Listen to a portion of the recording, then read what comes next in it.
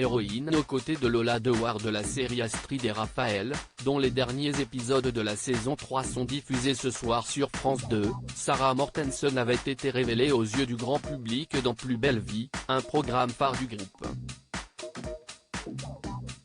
Mais le 11 juin 2019, celle qui interprétait Coralie Blin depuis 7 ans apprenait son éviction de la série.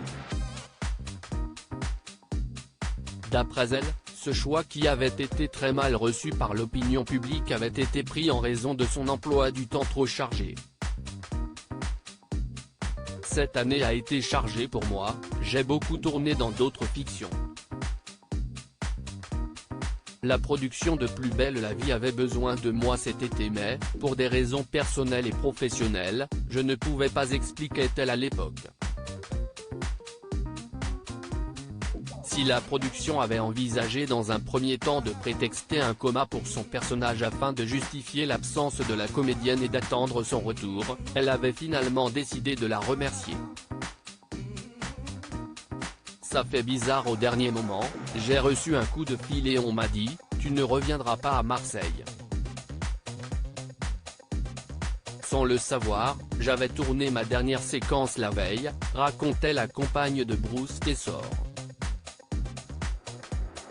Une décision très précipitée d'après elle, même si elle pouvait la comprendre. J'ai envoyé un mail dans lequel j'explique que, contrainte et forcée mais la tête haute, je partais vers de nouvelles aventures, ajoutait-elle. Nous n'avions pas le choix. Je suis le premier déçu du départ de Sarah. On sait tout ce que Coralie et la famille Baumel doivent à Sarah. On avait conscience que ça allait être un problème, mais il n'y avait pas d'autre option, avait expliqué le producteur de son côté. Son rôle important dans la nouvelle série de l'époque Astrid et Raphaël, France 2, était notamment l'une des raisons de son manque de disponibilité qui s'est donc transformé en éviction. À noter que l'actrice avait également mal digéré la décision de la production de la remplacer par une autre comédienne. Au bout de 7 ans, ça fait bizarre.